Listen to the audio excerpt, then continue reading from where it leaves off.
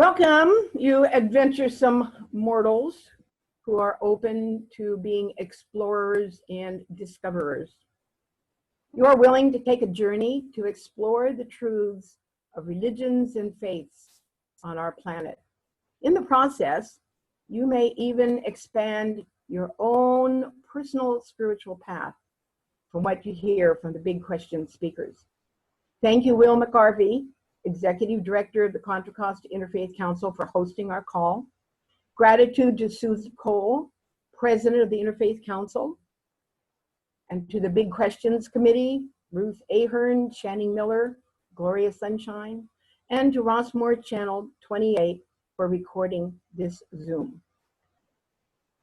Our big question for the rest of this year is, what is the relationship between science and religion in today's world? So here we are, all of us, most of our planet, adjusting to changed personal lives and a changing world. And we're not sure what this means, which may leave us feeling somewhat insecure. However, we can focus on the positive. One thing that I've noticed is people's eyes when we're out in public, since that's all we can see. Khalil Gibran said, "The eyes are the windows of the soul." Our big question is quite relevant in today's changed world. Now more than ever, perhaps, we are looking toward the integration of science and religion in order to progress personally and planetarily through this current situation. The science is obvious. We're exposed to it every day in the news. However, the religious, spiritual aspects are not in the daily news. The virus has increased the fear, grief, anger, hunger, anxiety of many around the world. Now and how can religion and spirituality help us deal with these debilitating emotions? Before introducing our speaker today, Chris Palmer, representing the Baha'í Faith, I'd like to share with you some research which deals with the relationship between science and religion. Religion is often cast in opposition to science. Yet, according to recent developments in neuroscience, both are deeply rooted in the workings of the inner mind. Dr. Andrew Newberg, a world expert in neuroimaging studies of spiritual experiences, has authored at least 2 books, many more than that actually. But one is How God Changes Your Brain, and the other is How Enlightenment Changes Your Brain. So Dr. Newberg proposes a non-dogmatic approach to the scientific study of spirituality. For 30 years, he has been exploring and writing about the latest findings in a specific field in the field of neurosciences, neurotheology. Isn't that an interesting combination? Which studies the interface between the brain, neuro, and theology, religion. The goal of neurotheology is to determine what's happening in the brain during a religious experience. He asks provocative questions such as, is the human brain hardwired for God? Dr. Newberg scanned the brains of praying nuns, chanting Sikhs, and meditating Buddhists, and even people under the influence of psychoactive substances. It was discovered that several areas of the brain lit up, specifically the amygdala and the hypothalamus, meaning there was more activity in those areas. Meditation and chanting evoked feelings of awe, peace, and a divine connection. Dr. Newberg and others have found that people who engage in meditation and prayer felt an increased security in this uncertain world. And I'm sure that some of you who practice these meditation and prayer have experienced this also. So now we would welcome Chris Palmer, representing the Baha'í Faith and its views on our big question, the relationship of science and religion in today's world. Mr. Palmer writes on technical subjects. He is also an accomplished amateur violinist and has been a student of the Baha'í Faith for 45 years. You are here to play your violin, is that right, Chris? About his proposed talk, Chris commented, "This subject represents a unique challenge, as science and religion are inextricably tied together in the experience of Baha'i life. In order to reveal a glimpse of their connection, we will first need to peel them apart. One of the most intriguing preparations I have ever done in advance of a talk." Welcome, Chris Palmer.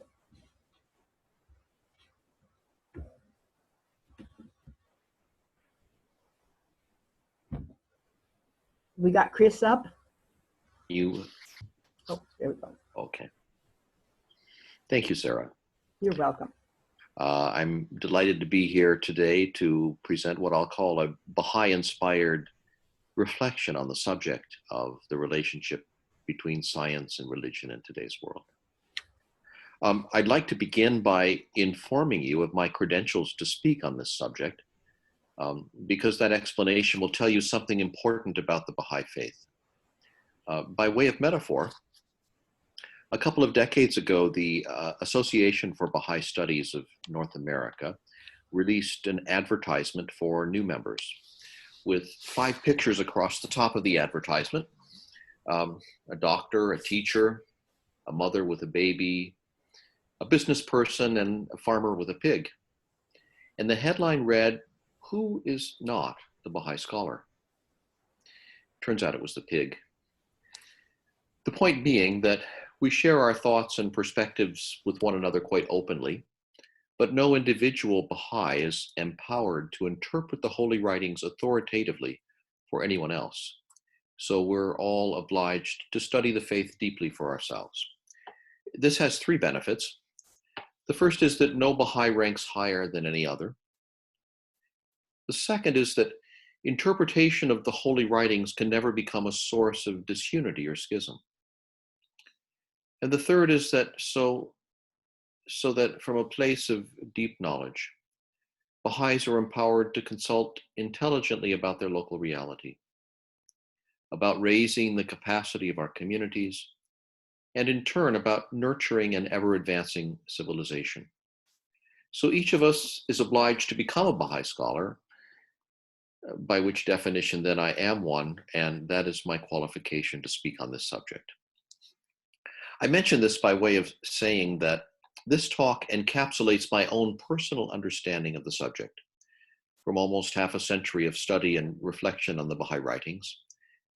And I've interspersed it with quotes from the holy writings to ground it in some semblance of credibility.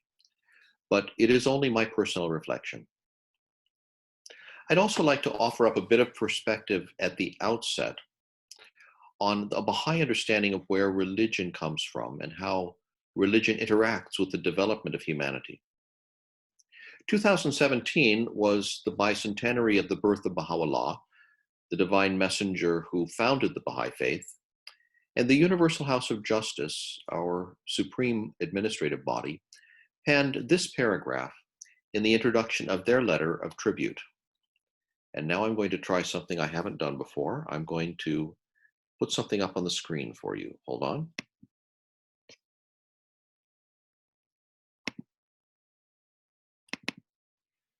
It worked. The Baha'is maintain this salutary truth, that the peoples of the earth have always been remembered by their God.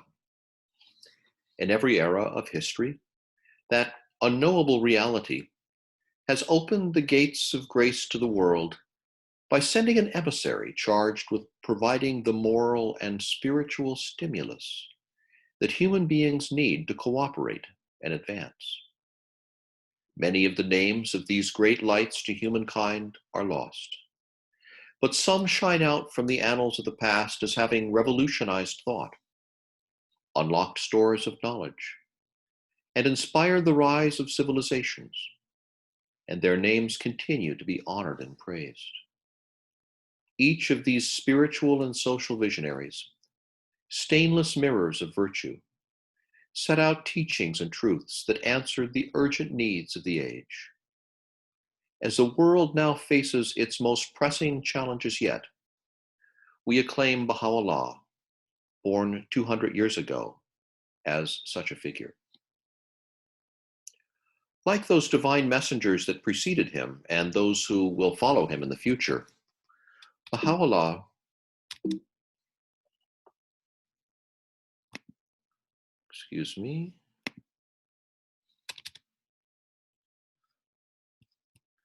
set out teachings and truths that answered the urgent needs of the age.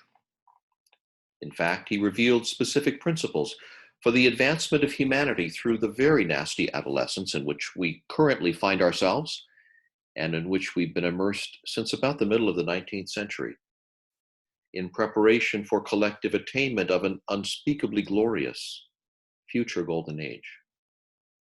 One of those principles is that religion and science must be recognized as two facets of the same truth.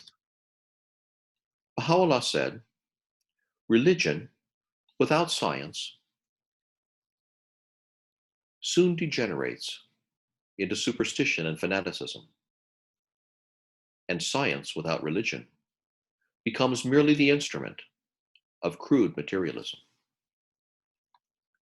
One of my favorite interfaith stories comes from the delightful website futilitycloset.com, and it tells the story of the philosopher Bertrand Russell, who was sentenced to 6 months in prison in 1918 for writing an anti-war essay. He said, "I was much cheered on my arrival at the prison by the warder at the gate who had to take particulars about me. He asked my religion, and I replied, agnostic. He asked how to spell it, and then he remarked with a sigh, well, there are many religions. I haven't heard of that one, but I suppose they all worship the same God." This remark kept me cheerful for about a week. The jailer's unwitting humor is hilarious, but I wonder whether he might be onto something.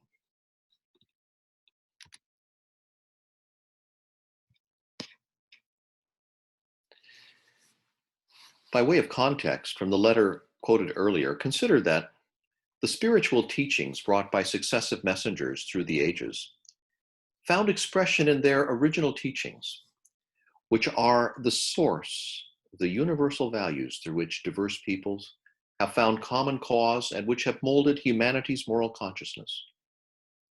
True religion can be known by its fruits, its capacity to inspire, to transform, to unite, to foster peace and prosperity. It is in harmony with rational thought, and it is essential to social progress. So one may wonder, to the extent that one seeks sincerely after truth and fails to find such true religion, with its capacity to inspire, to transform, to unite, to foster peace and prosperity, and which is in harmony with rational thought and which is essential to social progress, and one has therefore declined to embrace anything less, then what purer expression of seeking by that soul than to remain on the sidelines? Now, I've never encountered an agnostic who is not a believer in science. So to the extent that science offers a path to spirituality, one could argue that one who has rejected religion as a path can still connect with their spiritual essence through the observation of nature and through refinement of their knowledge of science, through their recognition metaphorically of the spiritual verities enshrined in the experience of the material world. Let's take a moment for an exercise. Visualize yourself wrapped in a space, a closed system, that contains your entire identity and sustains your existence, for example, with oxygen and nutrients. Now, at a certain moment, that structure collapses and ceases to sustain you, and you become aware of a tunnel through which you are drawn towards a bright light. Unexpectedly, you emerge into a new reality surrounding that closed system of which you had been entirely unaware. So were you just born, or did you just die? Specifically, are you a baby graduating from the womb into an inconceivably vast and complex world of smells and tastes and sights and sounds and feels? Or a soul just emerging from a human body into a spiritual reality so breathtaking that no one in the world you left behind could conceive of it? With that as context, consider the Baha'i teaching that we are all eternal spiritual beings who, for reasons known only to what we call that unknowable essence, begin our existence in a physical classroom where everything, according to the Baha'i writings, is here for your education, and where every attribute in the physical world is a metaphor for some attribute of the spiritual worlds that surround us, and which are, according to the Baha'i writings, closer than your life vein. Whereas in the womb, according to the Baha'i teachings, we acquire the eyes and ears and limbs and so on, without which we would be handicapped in this material classroom. In the classroom itself, we come into contact with challenges and tests that develop those spiritual attributes that we require for our eternal spiritual life. The difference between the womb and the material world is that whereas in the womb we don't get to choose whether to grow fingers and toes, the choices we make in the physical classroom are ours, and we can choose, metaphorically speaking, to begin our eternal spiritual existence without fingers and toes. Some years ago, I happened to be in Port Elizabeth, South Africa, at the time of a meeting of the Association for Studies of Africa. The Association for Baha'i Studies of Africa. Whereas the North American version of such conferences mostly involve people with lots of letters after their names presenting academic papers on subjects like the application of the Baha'i teachings to the development of capacity of communities. This African version was much more informal, with each person standing up for 15 minutes to describe what they'd been thinking about during the past year. There was a poet reflecting on her theory that our purpose in this world is to prepare to be ancestors. There was a village chief speaking on issues of governance. And more relevant to this talk, there was a professor from the medical school at the University of Cape Town, where they had done the first heart transplants in the 1960s, who spoke about this metaphorical relationship between the material and spiritual worlds. He said he had come upon this principle in the Baha'i writings, and he found that he could actually use it as a tool, both in his professional work and in his private spiritual study. He said that when he would come up against a roadblock in his research, he would reflect on what might be the spiritual metaphor for that aspect of material reality. Having discovered the relationship, he would learn what he could about that aspect of the spiritual metaphor. And very often, the leap to the solution of his material problem would become an obvious one. Likewise, he said, then when he would come to a place of confusion in his spiritual study, he would reflect on what might be the material world metaphor for that aspect of spiritual reality, and having discovered that relationship, very often the leap to an understanding of the spiritual world, the spiritual, would become obvious.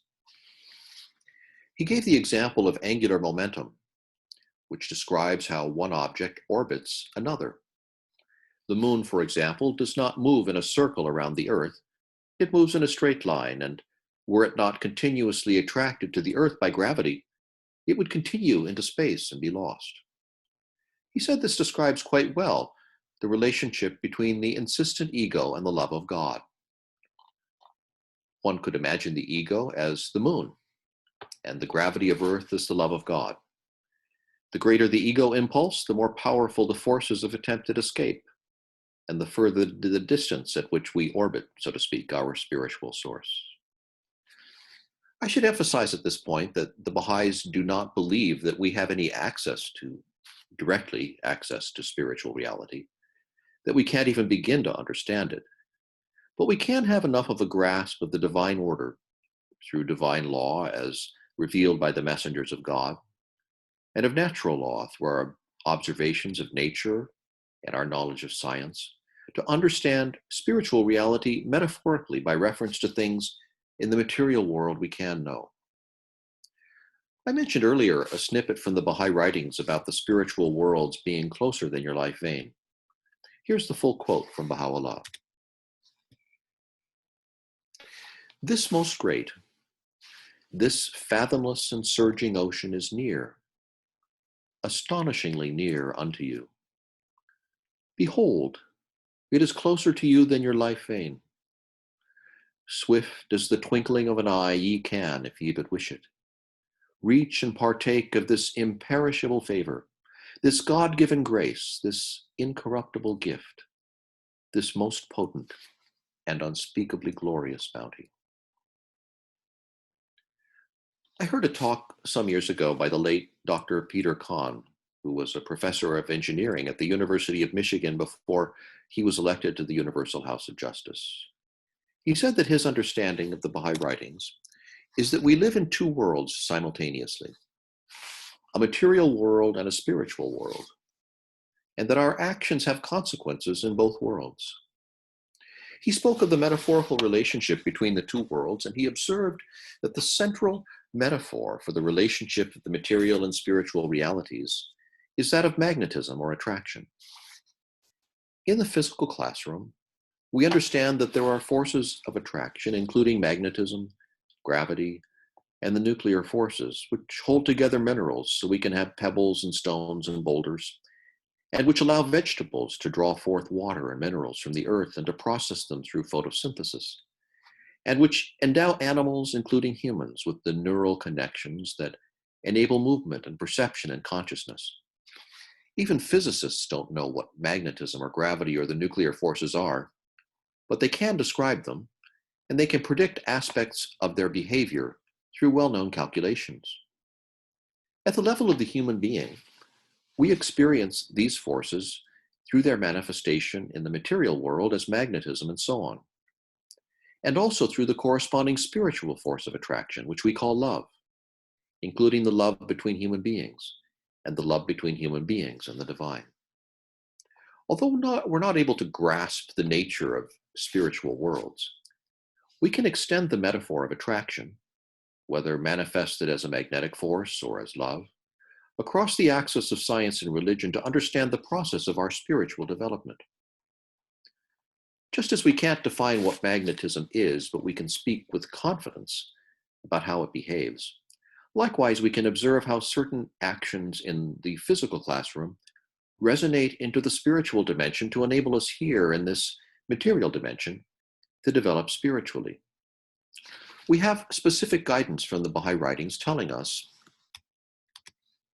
that the worlds of God are in perfect harmony and correspondence with one another.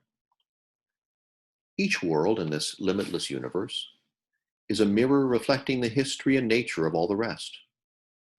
The physical universe is in perfect correspondence with the spiritual or divine realm. The world of matter is an outer expression or facsimile of the inner kingdom of spirit. The spiritual world is like unto the phenomenal world. They are the exact counterpoint of each other. Whatever objects appear in this world of existence are the outer pictures of the world within. It is obvious that all created things are connected one to the other by a linkage complete and perfect, even, for example, as are the members of the human family. When existing elements are gathered together according to the natural order and with perfect strength, they become a magnet for the spirit, and the spirit will become manifest in them with all its perfections. Let me repeat that last one. When existing elements are gathered together according to the natural order and with perfect strength, they become a magnet for the spirit, and the spirit will become manifest in them with all its perfections. Thus we pray. A materialist might observe that this is no more than an individual in his chamber, reciting words into the air, and there is nothing more. Yet we understand from the writings that a prayer uttered with devotion is, in fact, a magnet for spiritual power. Not just maybe, but unequivocally so. And the next time we pray from a place of standing on the shoulders of our previous self, with greater spiritual power. There are other paths to spiritual growth, for example, selfless service to humankind. Such acts, performed with devotion, act as a magnet for spiritual power. And so we pray or we serve with devotion and we attract spiritual power. And then we pray or serve from that place of greater spiritual power, and we attract even greater spiritual power, seemingly endlessly. But there is a catch. This doesn't just occur in isolation on an infinite upward curve of spiritual growth. In fact, we do grow spiritually, but then we encounter tests that refine our character and steel us to attract ever higher levels of spiritual power. We go out into the world with our newfound spiritual power, and we're tested. And we pass the test or we don't. And if we don't, the tests come to us again and again in some form or another until we do. And then we're ready to receive greater spiritual power and to be tested and refined further. What does it mean that we pray with pure motives?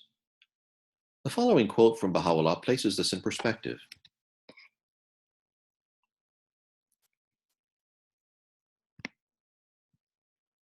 They who are the beloved of God, in whatever place they gather and whomsoever they may meet, must evince in their attitude towards God and in the manner of the celebration of his praise and glory such humility and submissiveness that every atom of the dust beneath their feet may attest the depth of their devotion.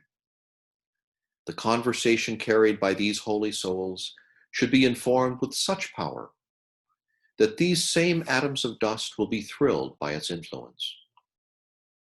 They should conduct themselves in such manner that the earth upon which they tread may never be allowed to address them such words as these: I am to be preferred above you. For witness how patient I am in bearing the burden which the husbandman layeth upon me. I am the instrument that continually imparteth unto all beings the blessings with which he who is the source of all grace hath entrusted me, notwithstanding the honor conferred upon me and the unnumbered evidences of my wealth, a wealth that supplieth the needs of all creation. Behold the measure of my humility. Witness with what absolute submissiveness I allow myself to be trodden beneath the feet of men. This process extends beyond the magnetic principle, which operates through physics in the physical classroom, and through attraction of spiritual power across dimensions through prayer and other devotional acts performed with devotion. It enables us to develop spiritually and to prepare ourselves through our interaction with the world for our eternal spiritual life, and to arrive there, metaphorically speaking, with the fingers and toes we will need in that realm fully developed, corresponding to the eyes and ears we needed in this physical classroom, which we developed in the womb. The next section of this talk addresses some of the subtopics that were suggested by the committee as grist for thought. There's not enough time to answer all of them, and because the teachings of the Baha'í Faith are so tightly, inseparably integrated with science, some of the questions have already been answered, but I'd like to explore several of them. Has your faith, spiritual, philosophical path been influenced by science? This question seems directed at me personally, and I feel that my personal experience is perhaps not so important, but I will humor the committee with an answer. My education includes some science, which enables me to formulate hard questions, and philosophy, which enables me to make distinctions. Initially, this hindered me until I learned that one's capacity for analysis and distinctions requires a complementary spiritual component. This happened in 1983 when I was taking a break from a rather intensive fellowship year in Austria. And I took 2 weeks off in Eigenschlegel, a remote village in the north near what at that time was the Czech border. At that point, I had been struggling with the notion of faith for years. And I was walking in the woods one afternoon when it occurred to me that the problem wasn't faith, but the left brain, where I happened to live at that time. It had no capacity to choose faith, or frankly, to choose anything. As I came to understand, the capacity of what we call the left brain is formidable, but it's circumscribed by the limits of its function. It can gather data, it can make distinctions, and it can process all of that according to known processes. But this doesn't add up to an ability to make a choice. When all of that data, all of those distinctions, and the results of all of that processing were viewed together as a whole, my left brain didn't know what to do with it. Yet it resonated with that part of me that recognizes beauty and truth at a level beyond language and beyond the capacities of the left brain. I realized in that moment that I actually have an innate capacity to recognize what is true and right and beautiful, and that it lies beyond language and outside the box defined by my left brain.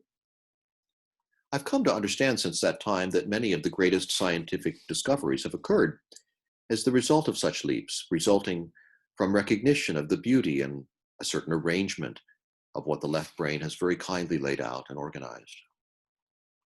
By way of example, I would not require any special education to recognize a Mozart symphony as beautiful, or the Golden Rule as true, or the Universal Declaration of Human Rights as right. The recognition is innate, and as I have come to understand, flows from a relationship of the soul with the divine, like an antenna or like a tuning fork resonating sympathetically, with that resonance being the trigger for recognition. That's not so much a Baha'i analysis, but my own experience of how science and philosophy interacted with the spiritual within me to enable me to recognize beauty and truth in the teachings of Baha'u'llah and to embrace the Baha'í Faith. Are religion and science mutually exclusive realms? If not, how are they integrated? As we've already described, the more one knows of nature and of science, the more we can understand about the spiritual dimensions. In the Baha'i writings, both science and religion are about the conquest of ignorance. God sends his messengers to liberate the children of men from the darkness of ignorance. If we say religion is opposed to science, we lack knowledge of either true science or true religion, for both are founded upon the premises and conclusions of reason, and both must bear its tests. Unfortunately, we don't have the time to dive deeper on this subject, into the specific ways in which religion and science are both supplementary and complementary, each enhancing the practice of the other and both inherently intertwined whenever either is practiced well. That's a subject for an entirely different talk. Has your personal spiritual experience evolved or remained the same as science has expanded and progressed? I'm a child of the 1950s. Since that time, one can cite the rise of a new class of technologists without conscience who have shamelessly created the conditions for the extinction of humankind. I needn't call them out, you all know of whom I speak. Yet there are also instances during this time of scientific developments motivated by the highest spiritual values. For example, Dr. Jonas Salk, who developed the polio vaccine but refused to patent it and profit from it. We celebrate the team of engineers at NASA with the whole world praying for their success, safely returned Apollo 13. We could cite many other fine examples of what can happen when science, with pure motives, refuses to yield to the pressures of crude materialism. On the religious front, I've witnessed the rise of certain religions that have become fused with the most lamentable aspects of culture and weighted down with the dogma of corruption and greed, supporting hatred and extremism and making a mockery of the original teachings of their divine messengers, teachings which were the source of universal values, through which diverse peoples had found common cause, and which had molded humanity's moral consciousness. On the flip side of that, I'd like to call out, or take a moment to call out my friend Reverend Will, our host today, and to make what some of you may consider a rather astonishing claim, that I consider this Presbyterian minister as much a part of my religious community as my fellow Baha'is. I say this because when it comes to the kind of world unity that a Baha'i would say lies at the confluence of science and religion, Reverend Will walks that walk and manifests that reality. He leads a remarkable organization of 108 faith communities in Contra, Costa County. I love his use of the phrase in referring to them as congregations that, quote, pray well together. Although he is the current head, this remarkable Interfaith Council has existed for years. I recall an Interfaith Thanksgiving service under the auspices of the council about 20 years ago in Danville. I could not name a religion that was not on the program. And the evening concluded with the local rabbi and the local mullah standing side by side on a Lutheran altar, teaching the packed hall a song with the two words, Shalom and Salam. Once the congregation got the hang of the song, the rabbi and the mullah began to dance together. This is what it looks like when religion pushes back, with a mindset that embraces science and learning against superstition and prejudice.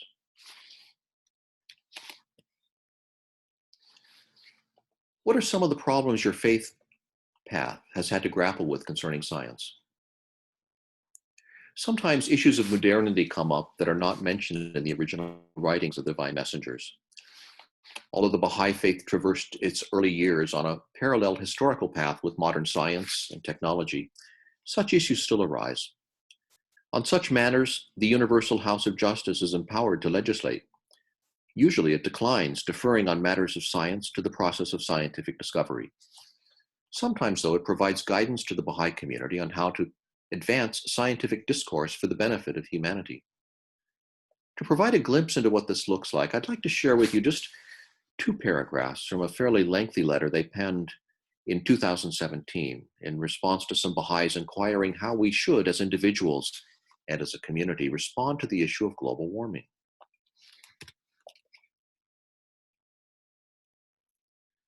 On the matter of climate change and other vital issues with profound implications for the common good, Baha'is have to avoid being drawn into the all too common tendencies evident in contemporary discourse to delineate sharp dichotomies, to become ensnared in contests for power, and engage in intractable debate that obstructs the search for viable solutions to the world's problems. Humanity would be best and most effectively served by setting aside partisan disputation, pursuing united action that is informed by the best available scientific evidence and grounded in spiritual principles, and thoughtfully revising action in light of experience. The incessant focus on generating and magnifying points of difference, rather than building upon points of agreement, leads to exaggeration that fuels anger and confusion, thereby diminishing the will and capacity to act on matters of vital importance. In those parts of the world where discussions surrounding anthropogenic climate change have indeed fallen prey to an almost intractable divide, Baha'is must be sensitive to the danger of this divisive partisan approach taking root in the community. This may well mean that some individuals or agencies have to consider to what extent their views about action required on climate change reflect a posture that is too extreme, whether it's in exaggerating the problem or minimizing it. Concepts and principles associated with Baha'i consultation inform how the friends should interact among themselves and how they should participate in social discourses and social action. Consultation provides a means by which common understanding can be reached and a collective course of action defined. It involves a free, respectful, dignified, and fair-minded effort on the part of a group of people to exchange views, seek truth, and attempt to reach consensus. An initial difference of opinion is the starting point for examining an issue in order to reach greater understanding and consensus. It should not become a cause of rancor, aversion, or estrangement. By acting in unity, a conclusion about a particular course of action may be tested and revised as necessary through a process of learning. Otherwise, stubbornness and persistence in one's views will ultimately lead to discord and wrangling, and the truth will remain hidden. This excerpt refers to consultation, a practice that lies at the heart of the Baha'i experience of administration. And I bring it up here because its requisite posture of learning and its systematic approach to fact-finding and the application of principle result in a process of discovery that is scientific at heart. You may wonder what that looks like. By way of background, years ago I happened upon a book called The Act of Creation by Arthur Koestler. In that book, he assigned the label frames of reference to the random thoughts that float about in our heads. He said that they come together in three different ways. If they're mutually exclusive, yet they appear together in the same universe, we have the punchline of a joke. If there's something intriguing about the relationship, but we can't quite put our finger on it, that's the aesthetic experience. And more relevant to this talk, when they fit together like the pieces of a puzzle, that's the moment of insight or epiphany. It seems to me, and this is just my personal experience, that Baha'i consultation is the process that Mr. Koestler described, but not in one head, but collectively, simultaneously in 9.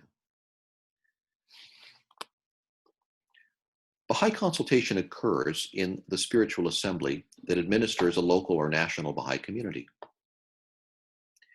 It begins by setting aside self-interest and partisanship and adopting a posture of learning. In regards to the matter at hand, all participants place their best thinking on the table, where the ownership of ideas and insights passes to the group. Whereas at the outset, each participant's mind defined the limits of their understanding, now they possess the most relevant knowledge and perception of all. Given sufficient humility, these new frames of reference float about in everybody's minds, juxtaposing, colliding, and combining to yield new insights. When the fruits of this cross-pollination of ideas appear on the table, the process repeats.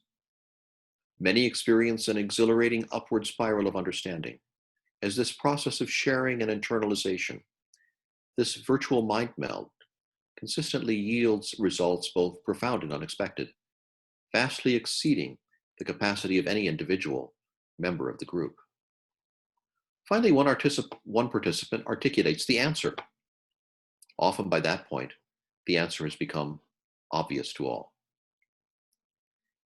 This process transforms the participants in the sense that successive consultations stand on the shoulders of those that precede them. This increasingly panoramic vantage informs the perpetual learning process through which Baha'i institutions refine their trajectory to read their local reality and to align themselves with the inexorable historical forces advancing civilizations. Can science make faith more real? Yes, but I would make the distinction that it's not so much a matter of this or that aspect of science making faith incrementally more real. It's actually foundational and integral.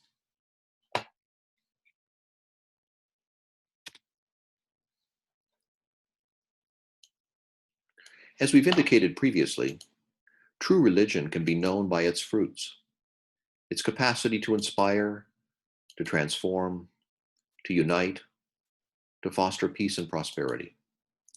It is in harmony with rational thought, and it is essential to social progress. Allow me to repeat that line, that last line. It is in harmony with rational thought. It's an integral part of the religious experience.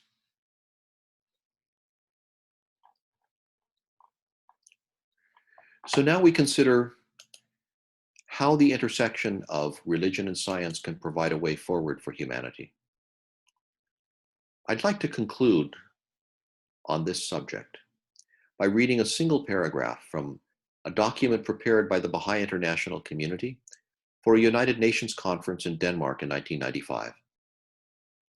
In light of the scientific process of discovery to be found in consultation, this one paragraph seems to encapsulate it all.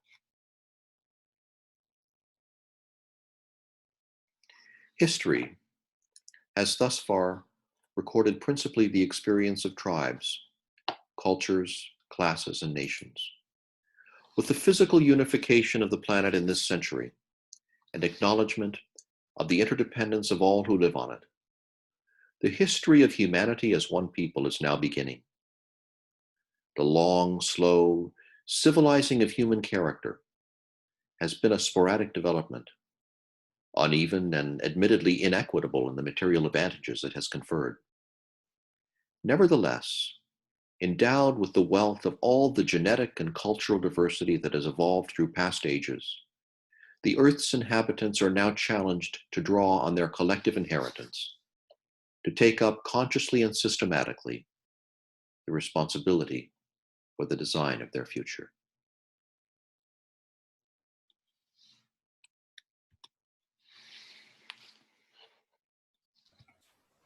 Thank you so much, Chris. That was very rich. I feel it in my rational mind, and I feel it in my soul body. I really appreciate very much how you put this together, and the beautiful quotes that you have pulled from the Baha'í teachings. It's just very rich. So now we have a time for questions.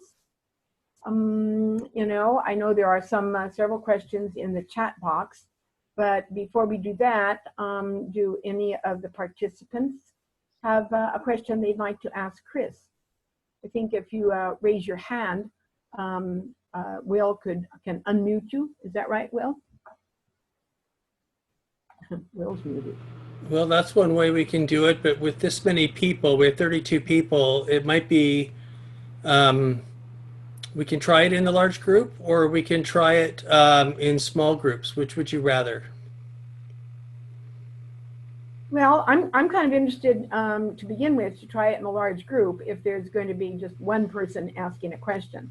I think if we get to the point where people want to discuss something, then we probably should go into the breakup groups.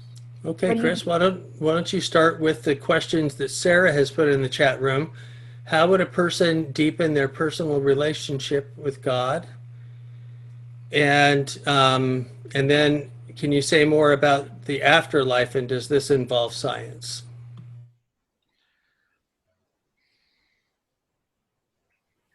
I feel that we covered quite a bit of that in the talk. I could recap some of it. Could you read the first question again? I don't want to get the exact wording.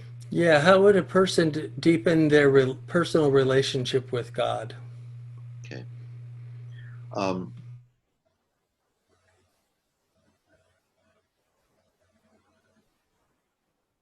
Our understanding from the Baha'i writings is that here in the physical classroom, we have the ability to access spiritual forces through prayer, for example, through other services offered in a devotional in a devotional attitude. There's a principle in the Baha'i writings that our primary form of worship is through our work, through the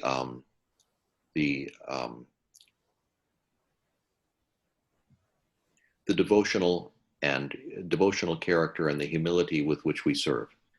And so what we know is that when we pray or serve, that this attracts the spiritual powers, and that it causes within us spiritual growth. And having experienced this, we go out into the world and we're tested. And our spiritual nature is tested and refined.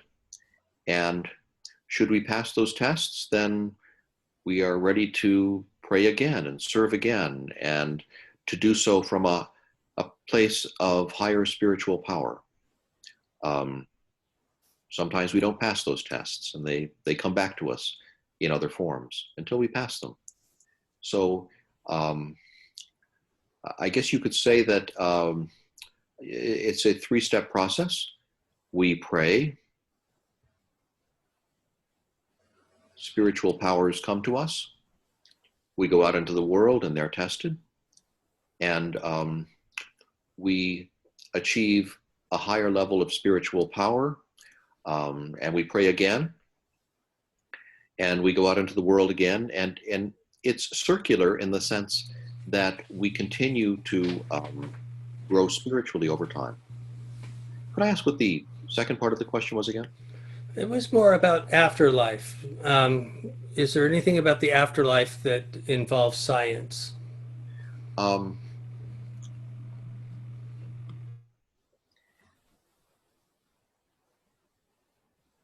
The understanding that we have of the spiritual worlds comes from their metaphorical manifestation in the material world or material classroom. And so what little we know about the spiritual worlds, we can only know by reference to things that we know in this world. From a Baha'i point of view, we are spiritual beings who happen to start out our existence here in a material world, but we are in essence spiritual beings. And when we pass to the next world, maybe I should use a different word than that. When we pass on to the spiritual world, we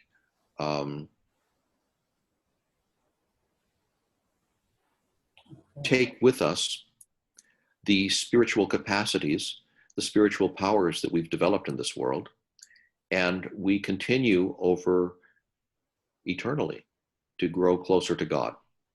The process of spiritual growth doesn't end in this world.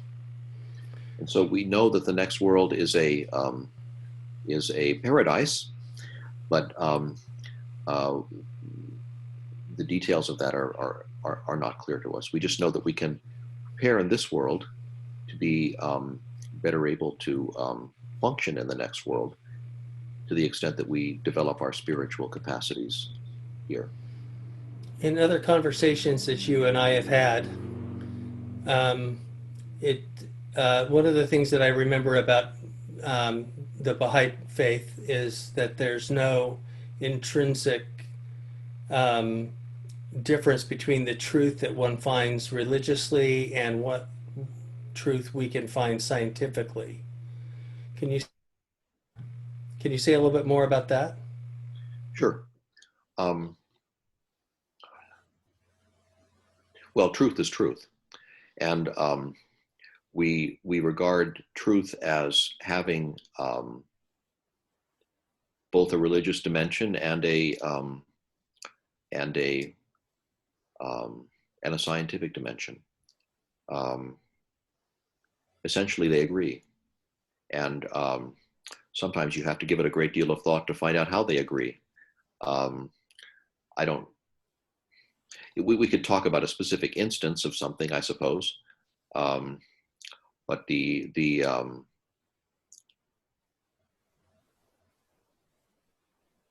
general principle is that, let me go back to the one of the slides.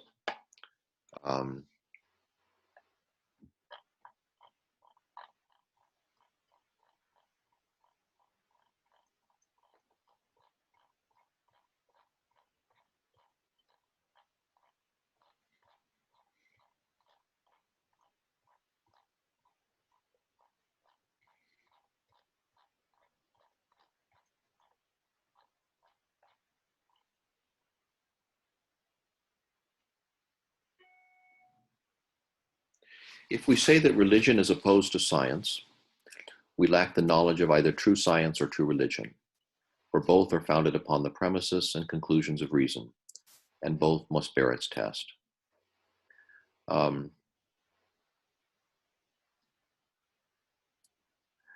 trying to think of an example And it's hard to do that on just the spur of the moment. I'm sure that if I had an hour, I could come up with something. It's if you wanted to give me a specific example, I could try to relate that to some principle in the Baha'i writings, but I'm not able to do so on the spur of the moment. Well, for Christians, one of the biggest issues, especially in American history, came up with the Scopes trial. And it divided Christianity between those that became okay with the theory of evolution as a way of understanding human origins, and a different group took a very different position, thinking that they had to, in order to maintain their idea of God's all-powerfulness, created a different form of Christianity in order to try to protect themselves from modernity. Was there ever a crisis around modernity or scientific knowledge in that way? Well, that's actually a really good example.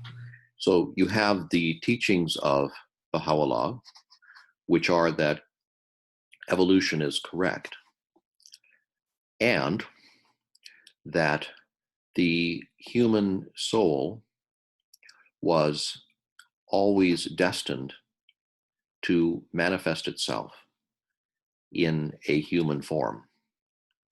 So you have, on the one hand, the deference to science in regards to the processes of evolution, and you also have a teaching regarding how the soul fits into all of this. As Baha'is, we defer to the writings of Baha'u'llah. Those are regarded as infallible. Nobody questions them. Nobody has the authority to question them. There are matters that Baha'u'llah has never commented on. And in those matters, the Universal House of Justice has the authority to legislate. Typically, they will defer on such a matter as this to the progress of science. And so there's no room really for a crisis to appear, because there's a recognition of among the Baha'is of Baha'u'llah as a source, and we haven't really encountered any aspect of science that has come into conflict with that. Although we do need to understand things, with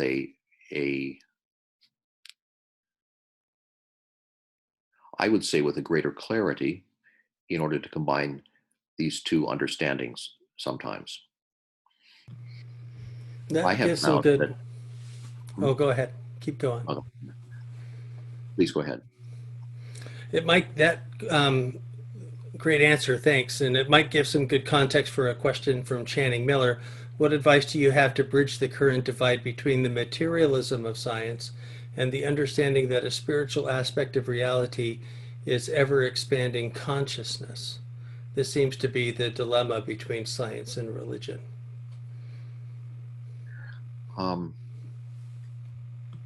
I can only speak personally about that to say that it seems to me that the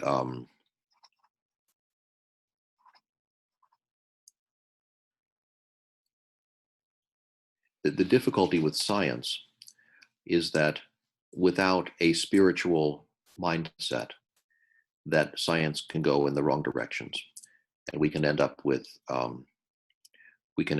as we have a number of technologists and in some cases capitalists who have taken us down a path that endangers humanity. And the education of scientists in ethics is one side of this. The internalization of the spiritual, though, is very important.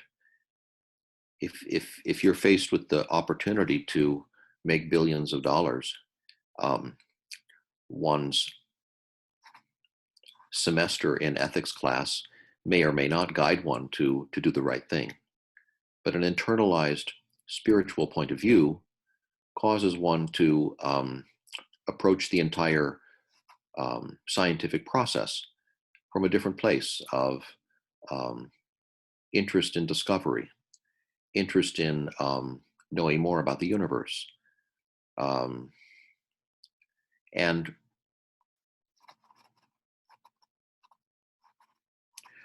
from a Baha'i point of view, now graduating from just Chris's thought, this would best be achieved by a spiritualization of humanity. And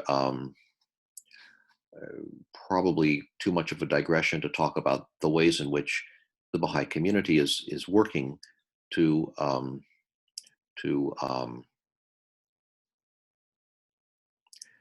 raise the capacity of communities, both materially and spiritually, and to keep those two elements of our existence at the forefront together. Ruth asks if this is if this dilemma is the critical issue for this time. Hey, do you want me to comment on that?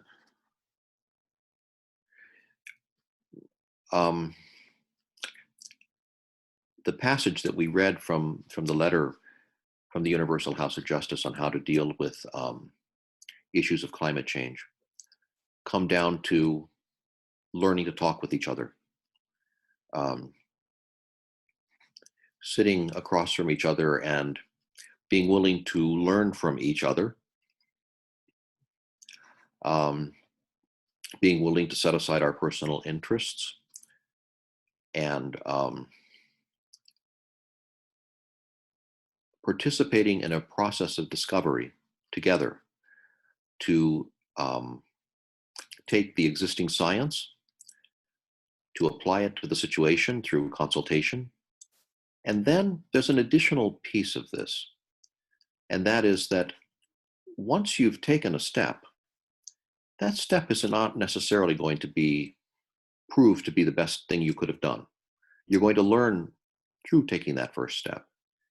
And there's a process of reflection then that requires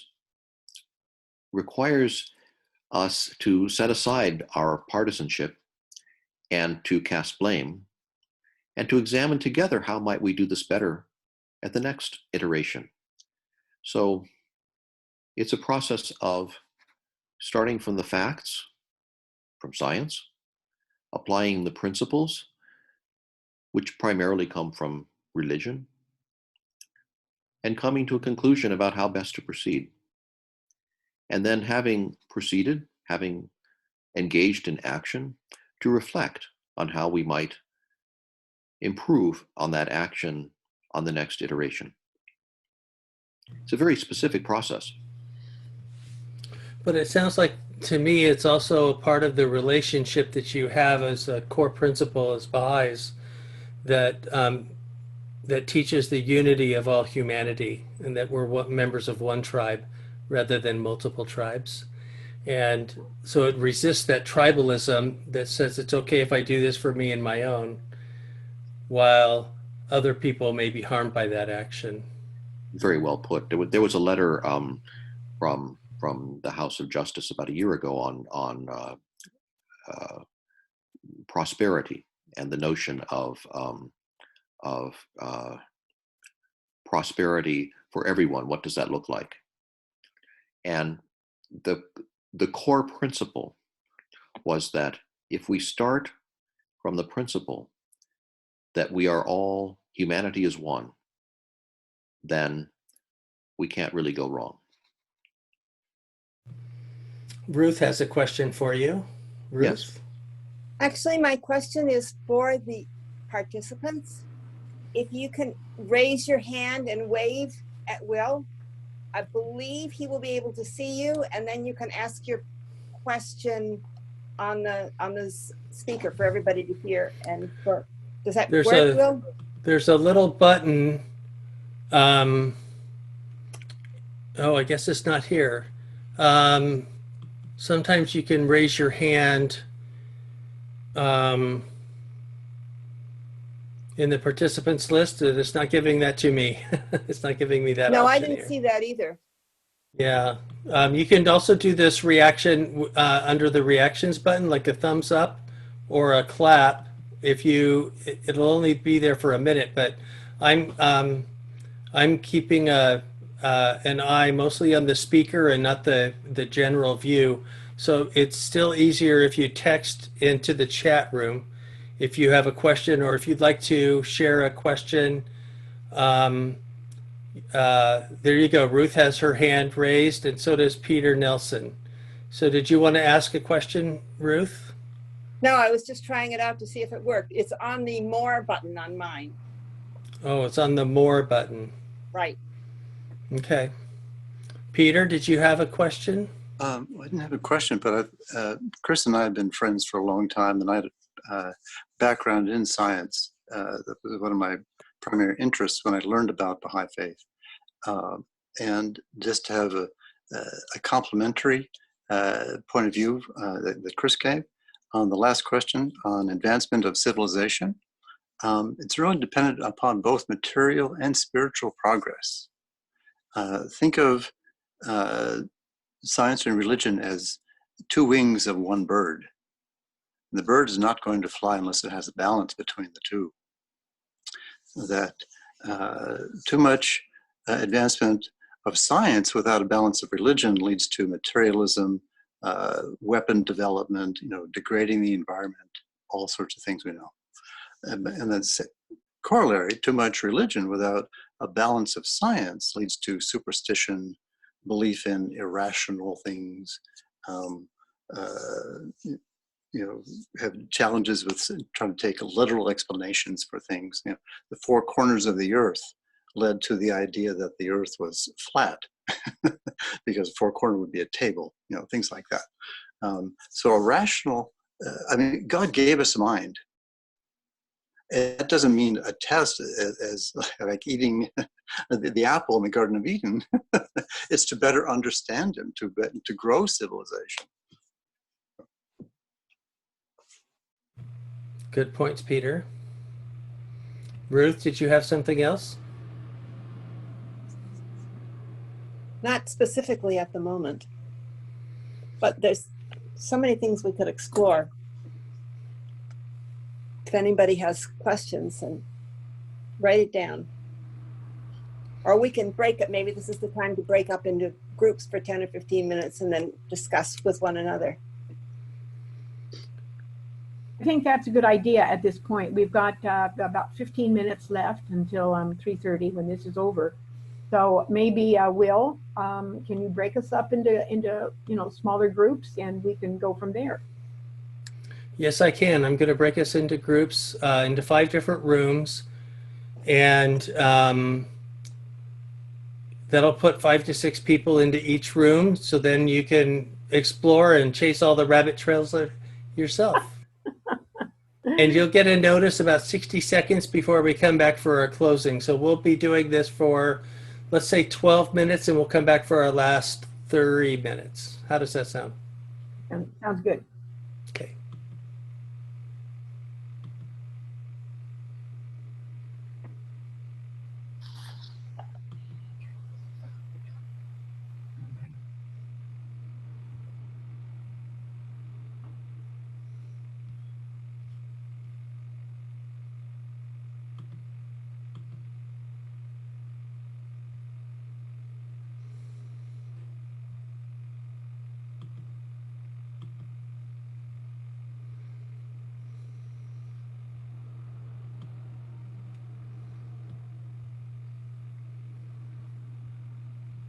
Okay, Mary Lee, are you still there?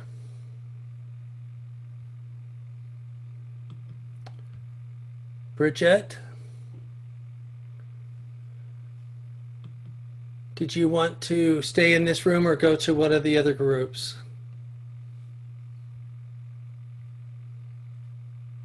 I can't hear you.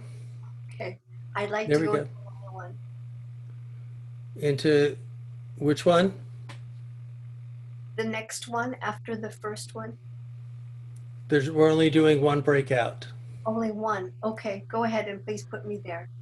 You might have to hit Join. that join button into breakout room 1. There you go. Mary Lee, did you want to go into a breakout room or did you want to just stay here?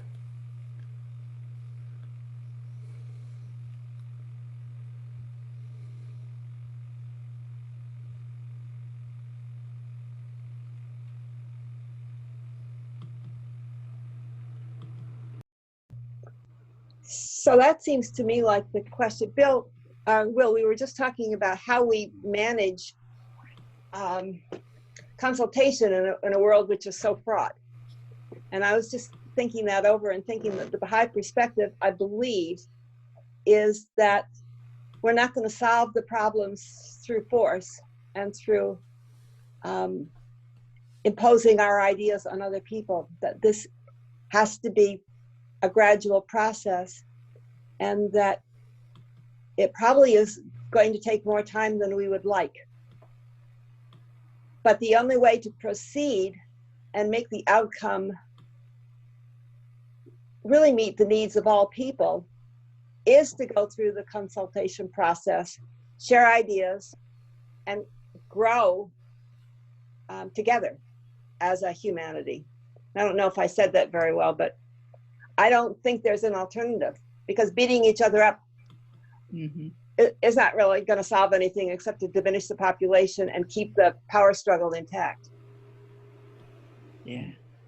I mean, not an answer, except that we got a lot of work ahead of us, and we have to do it, one by one, step by step. That there's not going to be a lightning bolt from heaven that's going to do it all for us. Well, if we accept evolution and that tribalism worked for us, 6 to 4 million years ago, to be able to gain consciousness, to be in small groups of people that were able to pass on learning from aged to younger and pass on cultural knowledge around those campfires, then we are who we are because of that age of tribalism.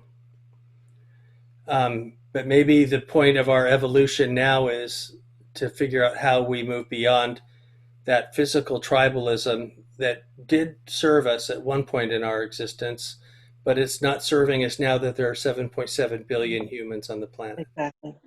Yeah. So we have to And so stop. many of us, I was going to say, and so many of us are connected through the internet, through social media, that it's not a matter of a smaller tribe trying to figure out something or to develop. It is millions of people can be pushing a negative force one way, and there may be a lot of spiritual people with the spiritual force being out there as well. But it's Or a selfish force. a what? Or a selfish force, or A an self- idea that serves them Yeah. while not serving others. Yeah. And so that, I find that difficulty in how to move through that with the urgency that's needed at this point, because there's an urgency as well. But Eckhart Tolle said something wonderful. He said that when Russia was like toppled, he said it didn't happen because everybody tried to make that happen. He said at some point what happens is, if there is this energy going into the spiritual realm, at some point it's like exponential then, such as, like, we could look at the virus as a metaphor. It just starts spreading so quickly, and that was very hopeful for me. There's almost a that new energy force that comes into being that encourages others to live in that same energy. Kaleo and Elise know a lot about that energy. Yeah. Yeah. So it seems that things like disease and war and famine and climate change are gradually going to change the awareness of more and more people, right? So that exponentially that is going to have an effect. And in the meantime, we are left to practice and expand our own spirituality and try to bring that to everything that we do so that we're having a positive effect. But it's still not going to happen until the world is really ready for it. And we're learning from the things that we've done to ourselves. What happens if we keep on doing this to ourselves? So that makes sense? Yeah, I think there's a bit about life, and it's been easier for us as modern humans to view ourselves as separate from nature rather than radically interconnected with nature, and celebrating our createdness and our animalness. Yeah. And the more we've moved away from that cosmology of interconnectedness, the more the more easy it is for us to live as if we're individuals, and even calling ourselves rational actors as individuals seeking our best good for the world and our best ability to experience the good in this world. But the more we understand how interconnected everything is, then what's good for me might be bad for another person in India or China or New Zealand or Africa. And if I start with a different cosmology and worldview that encourages me to recognize that my actions have profound implications for the lives of others around the world, then it's more difficult for me to give the philosophical or religious answer to myself that I'm doing the right thing if it's harming another person or animal elsewhere in the world. So part of it is our own worldview gets challenged more and more. And I think we've seen our own worldview being challenged by science. But the people who are most resistant to that message of the unity of all things and the interconnectedness of all things tend to be the same people that are profiting off of the killing of the planet. And one of the teachings of Baha'u'llah is that this is a process and that there will be chaos and misfortune as part of the process. So while the old world is decaying around us, in the meantime, we're building up structures to hold up the world order in a new way, so that it's almost inevitable that the forces of moving forward and holding back and resisting are going to be in a great deal of conflict for a period of time until we move on to the next phase of relationships. Does that make sense? Does the Yes. Baha'i system say anything about what will help us get to the place where we're able to do that? Spiritual connections, which I interpret as meaning understanding that we're all one. Part of that understanding, anyway. Kaleo, Elise, we haven't heard from you yet. I just feel, growing up in Hawaii, we say that everything is lokahi, which means everything is connected, especially on an island. When you live on an island surrounded by the ocean, you have to take care of the land, and you have to take care of each other. Otherwise, it's very hard to survive. You don't pollute your backyard because you need clean water and all of that,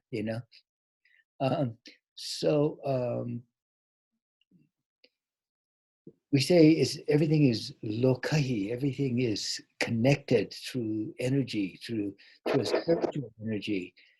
And we also say that that's one spiritual principle that is really true. Another truth is that everything is love. everything is this harmony, which is love.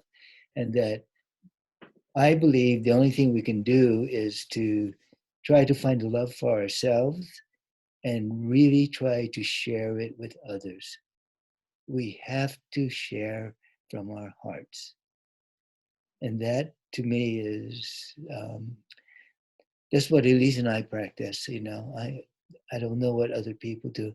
So it's not in books. It's through the heart. Yeah, and I think many people have forgotten that. You sound like my Sufi friends. Oh, Yeah. maybe they're from the islands. But I think that's the essence of spiritual. Yeah. as It's well. going to take us back Yeah. here.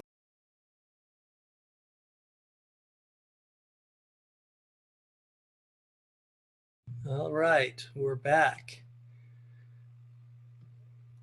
We're grateful for everyone being in their breakout rooms for just a few minutes. And do we have Sarah back yet? I'm back, yes. Okay. I don't think we fixed all the world's problems, but most of them. How did your group do?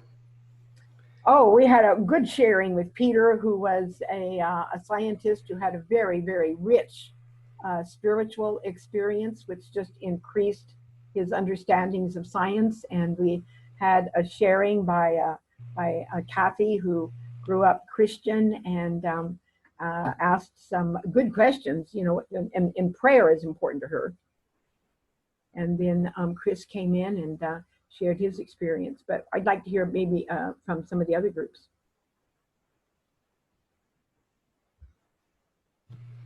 If one person from each group could give us a brief report, that would be nice. Just unmute yourself. Okay. So, oh, sorry, go ahead, Bridget. Yeah. In my group, we had Colleen and Mary and myself. There was another person that we were hoping to hear from named Sheila Wilkins, but Sheila did not appear. So it was just the three of us ladies, and we had a lovely sharing. And I was pleased to be able to come to the conclusion that we are all one. We just have different names from what we grew up with, the faith that we started out with. It was very nice. And we hope to meet each other again. Thanks, Bridget. Mm-hmm. Channing, did you have something to share? Sure. So our group was Sunshine and Ed Langthorne and Linda Carter and myself. And we had a wonderful conversation. Ed, being a Baha'i, added much more depth about the Baha'i understanding of science and religion. And, Sunshine added her perspective, and Linda really kind of brought out the whole area of quantum physics in the area of, are we all one? Because material science really just looks at people as a collection of objects rather than seeing the oneness of everything. And I left the group with the thought of a communion of subjects is very different from a collection of objects. And when you look at science and you look at materialism as a communion of subjects, you really see that we are all one. You're sounding like Rabbi Martin Buber now. Phenomenology. Right. Yeah. So we had a wonderful group. Everybody got to speak, and we exchanged ideas. Others that would like to share?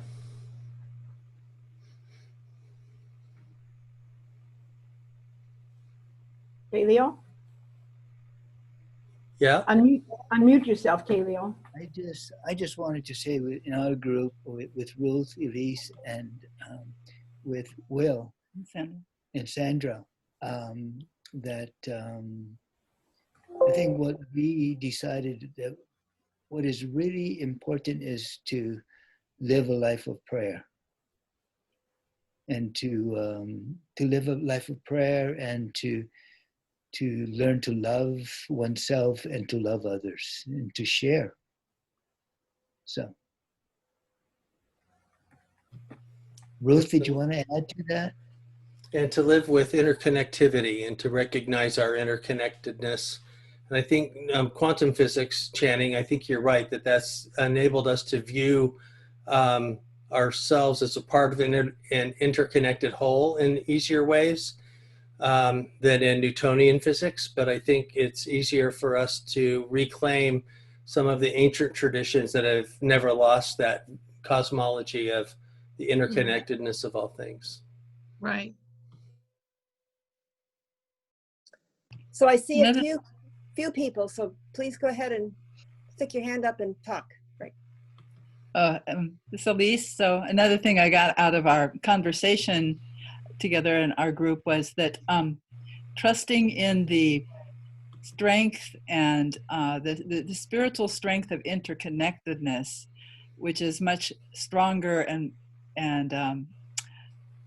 healing in the long run than the spirit of tribalism and individual power that sometimes we feel like is dominating in this world. So not to give up hope, but to continue cultivating that spirit of connectedness. And as Kaleo was saying in Hawaii, the spirit of lokahi, or unity among us. So keep putting energy there. It's not for nothing. True. Any other last sharings before we have a conclusion from Sarah? Or Chris, did you have any final thoughts for us? Chris Palmer? He's muted, Will. Can you hear me now? Yes. I was just going to say that we're all one. Very Baha'i.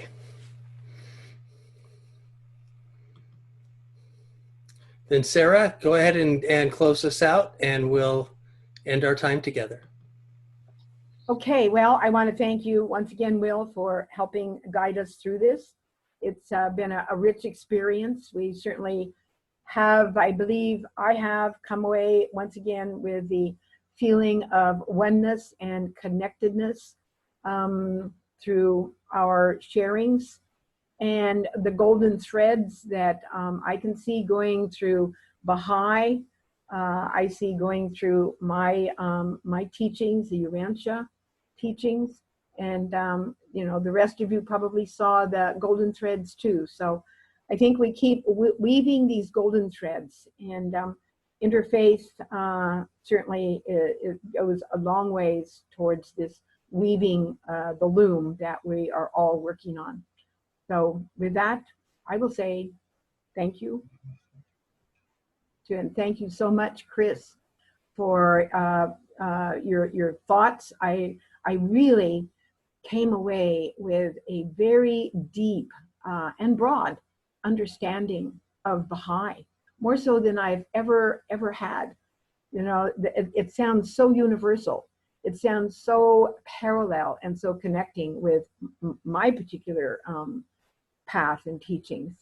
And I just really appreciate your preparation and your deep spiritual understandings, which came across very clearly. Thank you. Thank you, Chris. And thank you, everybody. Thank you. See you next month. Right? And Will will be our speaker next month. That's right. Yes.